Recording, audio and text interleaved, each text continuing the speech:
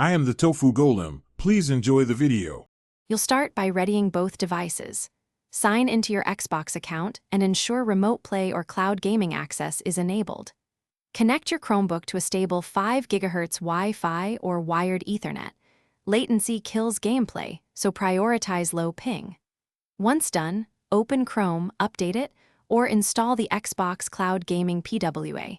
This makes controls and performance consistent. Make sure your controller is charged and paired via Bluetooth or USB. You'll need it next to proceed smoothly. Now you'll launch the service and connect inputs. Open Xbox. com/play or the Cloud Gaming PWA and sign in. The site negotiates a session with Microsoft or your console. Pair your controller in Chromebook settings. Bluetooth works for wireless, USB for zero latency.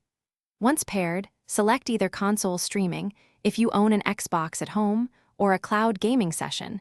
Choose a lower resolution to reduce lag if your network is spotty. Make small adjustments to controller mapping and input sensitivity.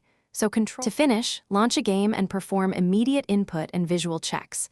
Press buttons, look for lag, and adjust quality settings if frames drop.